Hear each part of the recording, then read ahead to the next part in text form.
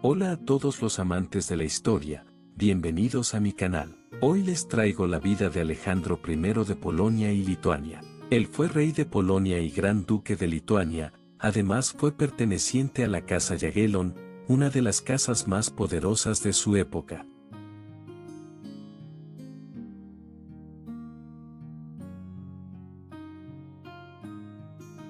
Alejandro Jagellón nació el 5 de agosto de 1461 en la ciudad de Cracovia, en Polonia. Alejandro fue el cuarto hijo del rey, Casimiro IV Jagellón de Polonia y Lituania y de la esposa de este, Isabel de Austria. El niño por lado materno era descendiente del rey Alberto II de Habsburgo. En el momento de la muerte de su padre en 1492, su hermano mayor Vladislao ya se había convertido en rey de Bohemia, y después en rey de Hungría y Croacia, y el siguiente hermano mayor, San Casimiro, había muerto en 1484 después de llevar una vida ascética y piadosa en sus últimos años, lo que resultó en su eventual canonización.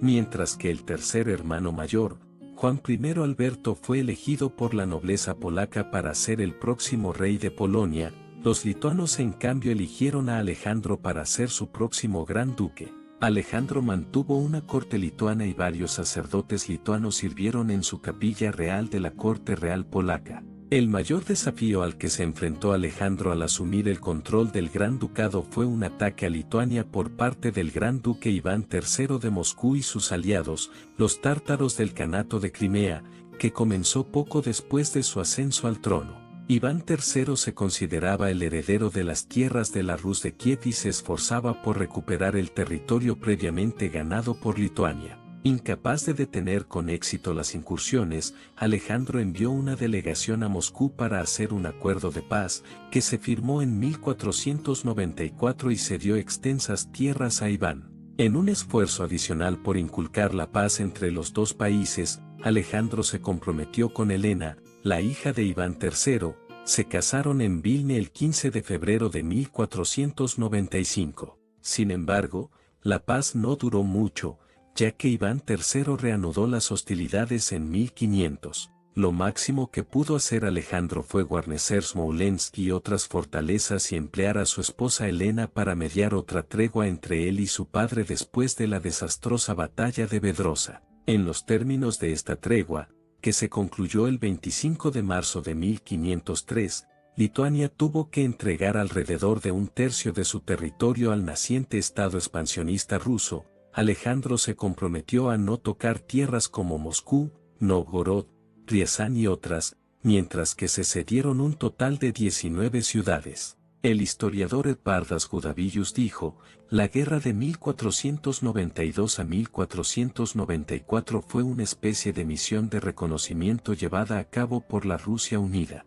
Alto el fuego de 1503 demostraron la agresión política planificada de Rusia, su indudable superioridad militar. El concepto de soberanía de toda Rusia, propuesto por Iván III de Moscú, no dejaba lugar a la existencia del Estado lituano. El 17 de junio de 1501, el hermano mayor de Alejandro, Juan I Alberto, murió repentinamente y sin descendencia legítima, y Alejandro fue coronado rey de Polonia el 12 de diciembre de ese año. La fe ortodoxa de su esposa Helena atrajo complicaciones. Alejandro tuvo que recibir un permiso especial del Papa para casarse con una mujer no católica y firmar un acuerdo formal con Iván III en octubre de 1494 en el que se dejaba asentado que Helena no sería obligada a convertirse al catolicismo. Alejandro quiso añadir una cláusula que decía que Helena podría convertirse si así lo deseara, pero Iván III se negó rotundamente. A pesar de las diferencias religiosas y los conflictos familiares, el matrimonio fue feliz y eran muy unidos. Helena quedaría embarazada 2 veces, en 1497 y en 1499, pero ambos embarazos acabarían en abortos espontáneos. Algunos historiadores ven la influencia de Helena en la donación de Alejandro al monasterio de San Miguel de las Cúpulas Doradas en Kiev en 1497, en los privilegios económicos y judiciales al clero ortodoxo de 1499, y en la garantía de libertad religiosa para los campesinos ortodoxos de 1504, aunque esto es dudoso ya que Helena no se entrometía en la política e intentó evitar conflictos. La escasez de fondos de Alejandro lo hizo inmediatamente subordinado al Senado polaco y a la Sejm, quienes lo privaron del control de la Casa de la Moneda, entonces una de las fuentes de ingresos más lucrativas para los reyes polacos, redujeron sus prerrogativas y, en general, trataron de reducirlo a una posición subordinada.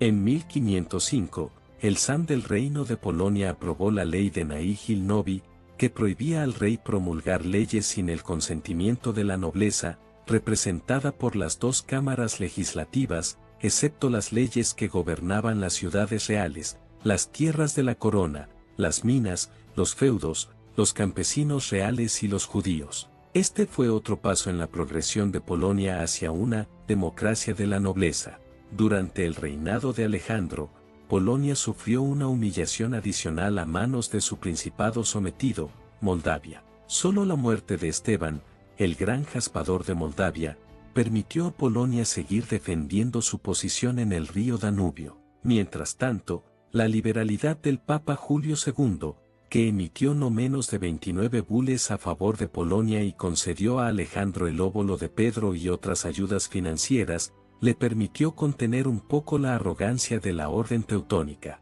Un año antes de su muerte en 1506, en 1505, Alejandro concedió a la nobleza un privilegio conocido con el nombre de Nihil Novi, según el cual el rey no podía promulgar ninguna ley sin el consentimiento de la Dieta. Alejandro Jagiellón nunca se sintió a gusto en Polonia y concedió su favor principalmente a sus compatriotas lituanos, el más notable de los cuales fue el rico magnate lituano Miguel Glinski, quien justificó la confianza de su amo con su gran victoria sobre los tártaros en Kletka, el 5 de agosto de 1506, noticia de la cual llegó a Alejandro en su lecho de muerte en Vilna. Es importante notar que Alejandro fue el último gobernante conocido de la dinastía Jogaila que mantuvo la ancestral lengua lituana de la familia. Luego de su muerte, el polaco fue la única lengua de la familia que se polonizó totalmente. Alejandro, como no tuvo hijos, fue sucedido por su hermano, Segismundo, quien se convirtió en Segismundo I de Polonia. Mientras tanto, su esposa fue obligada a permanecer lejos de Rusia. En 1513, Helena logró escapar y llegó a Braslav, pero murió allí repentinamente el 20 de enero. Según los rumores, había sido envenenada por Mykolaiv Radziwiłł, un magnate lituano, y los historiadores proponen la teoría de que Helena fue asesinada por Radziwiłł. Según Giedrė Mignai, los historiadores lituanos de entreguerras asumieron que Alejandro fue el último gobernante de la dinastía Gediminí que entendía el idioma lituano, pero no lo hablaba, pero hay una falta de fuentes al respecto. En 1931, durante la remodelación de la Catedral de Vilna, se descubrió el sarcófago olvidado de Alejandro, que desde entonces se encuentra en exposición.